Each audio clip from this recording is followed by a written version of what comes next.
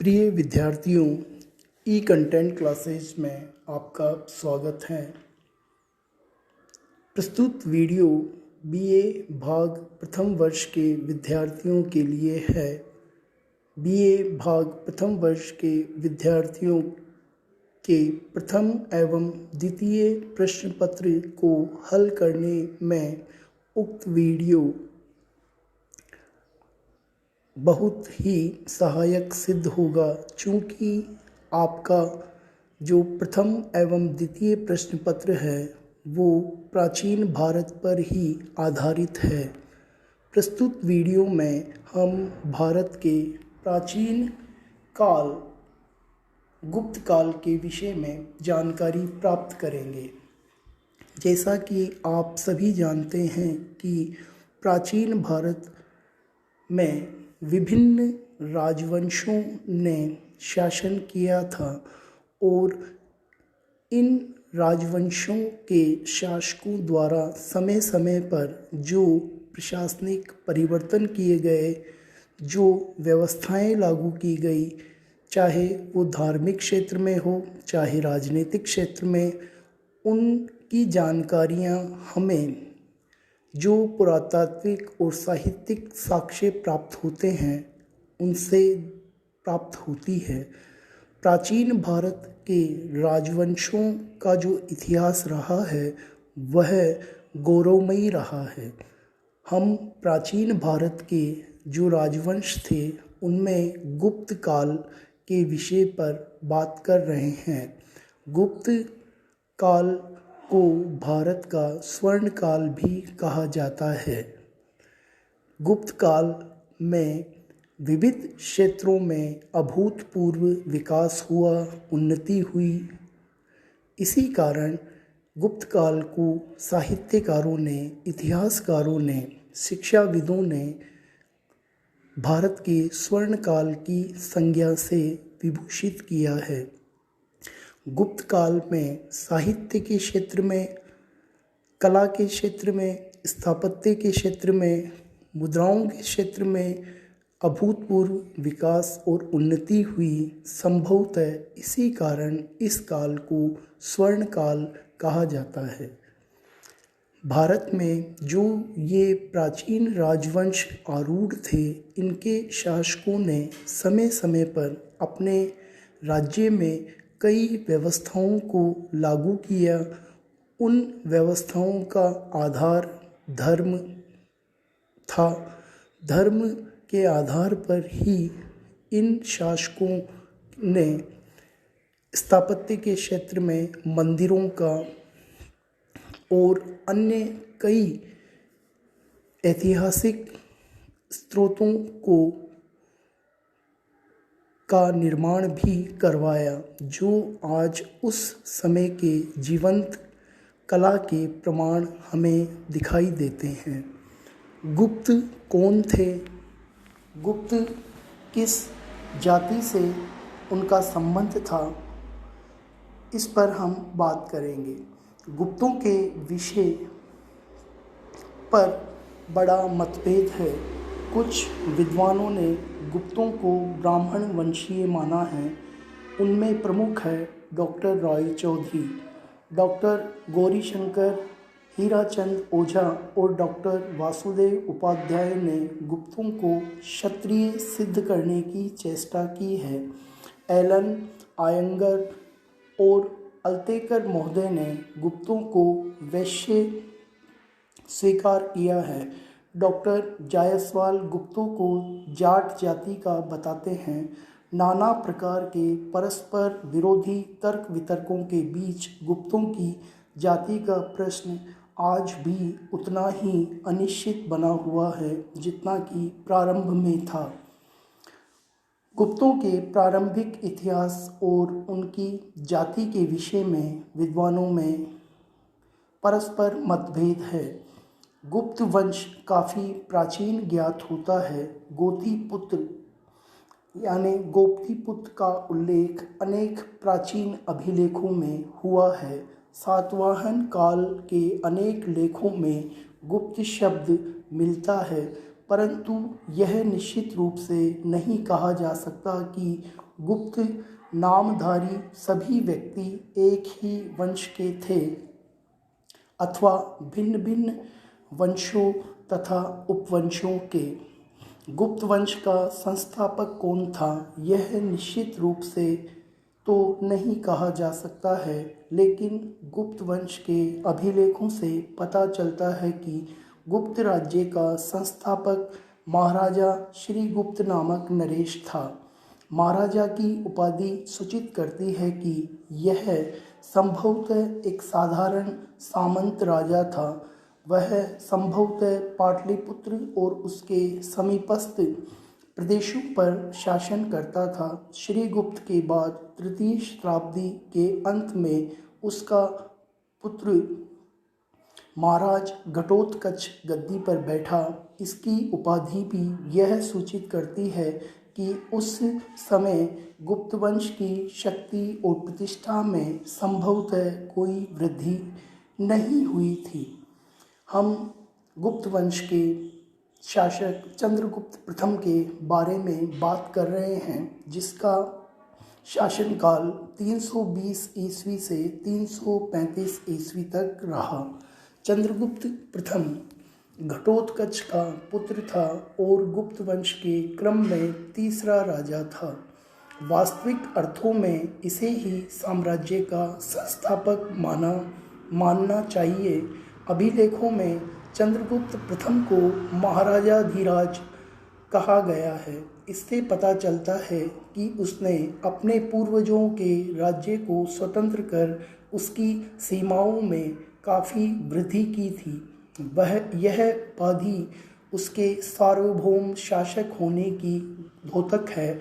चूँकि चंद्रगुप्त के पौत्र का भी यही नाम था, अतः उससे भेद प्रकट करने के लिए इसे चंद्रगुप्त प्रथम कहते हैं। संभवतः चंद्रगुप्त प्रथम के समय से ही गुप्त संवत प्रारंभ हुआ। यह संवत 320 ईस्वी से प्रारंभ हुआ था। अतः चंद्रगुप्त प्रथम 320 ईस्वी में गद्दी पर बैठा। चंद्रगुप्त प्रथम महत्वाकांक्षी और कुशल शासक था। उसने अपने पूर्वजों की कीर्ति को बढ़ाया। लिच्छवी नरेश की राजकुमारी देवी के साथ उसने विवाह किया।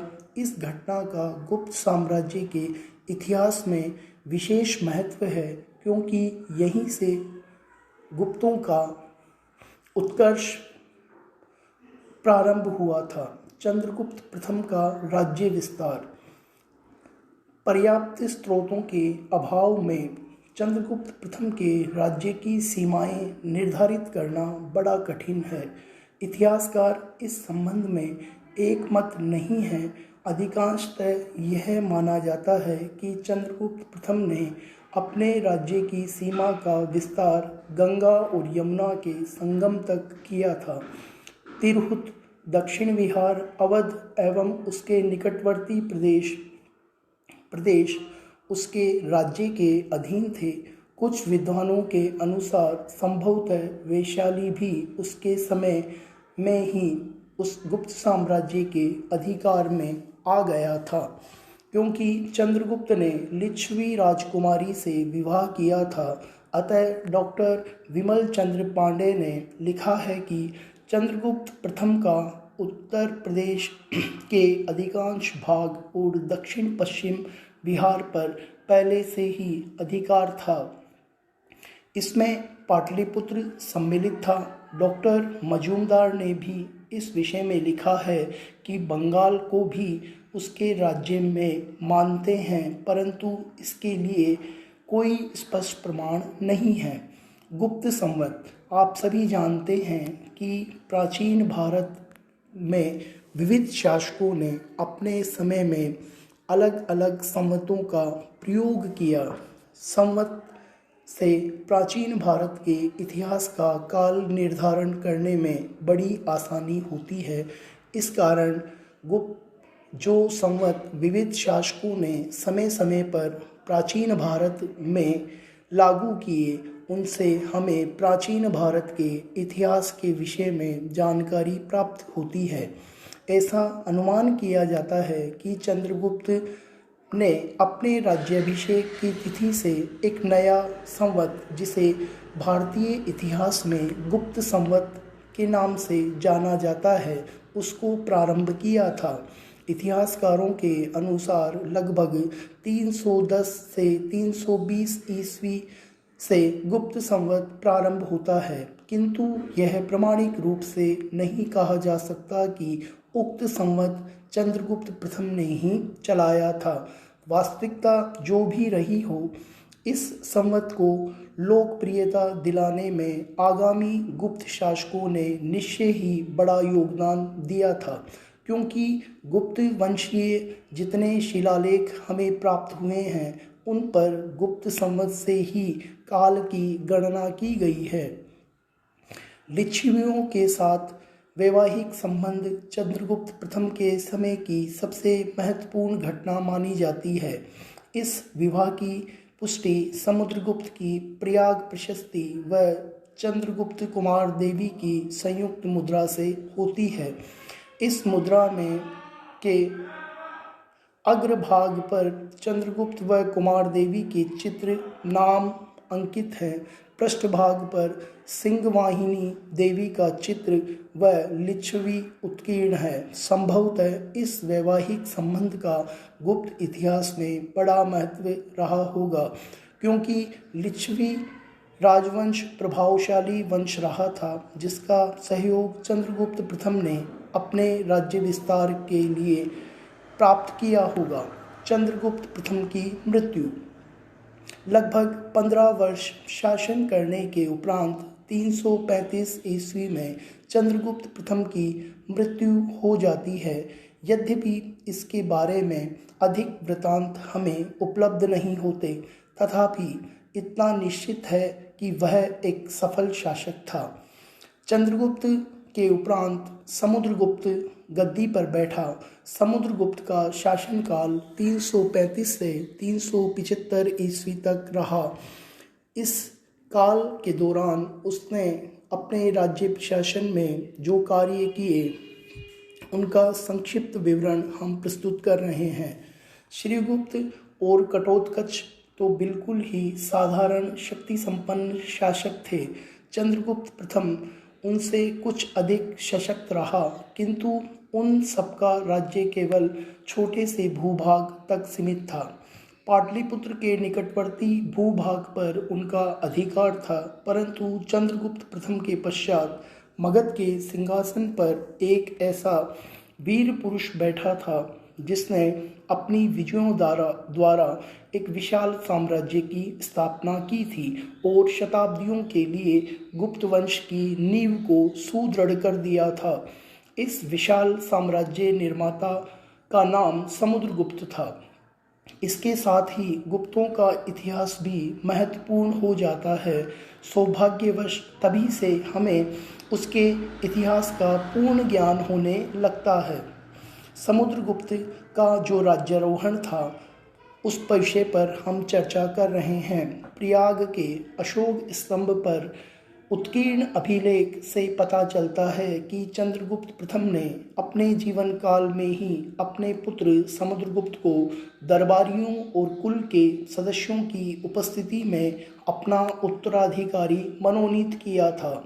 समुद्रगुप्त लगभग 335 ईस्वी में गद्दी पर बैठा था। उसने अपने कार्यों से अपने पिता के चयन की उपयुक्तता ही सिद्ध नहीं कर दी, बल्कि अपने को भारत के महान सम्राटों की श्रेणी में भी ला खड़ा किया था। चंद्रगुप्त प्रथम ने अपनी मृत्यु के पूर्व ही समुद्रगुप्त के अनुपम गुणों से प्रभावित होकर उसे अपना उत्तराधिकारी नियुक्त किया था। समुद्रगुप्त बचपन से ही बड़ा होनहार था। उसमें वे सभी गुण विद्यमान थे जो कि एक योग्य और कुशल शासक में होने चाहिए। समुद्रगुप्त बड़ा वीर, साहसी और विद्वान था।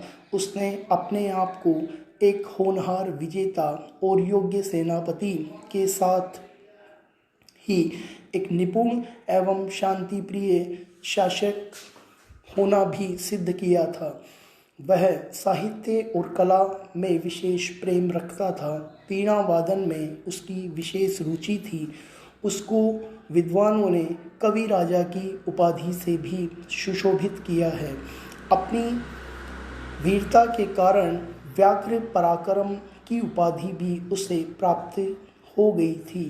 उसके सिक्कों और अभिलेखों में उसकी पराक्रमांक, अप्रतिरथ, अश्वमेध पराक्रम, वृतांत परशु, सर्व राज्योच्छेता आदि उपाधियों का उल्लेख मिलता है।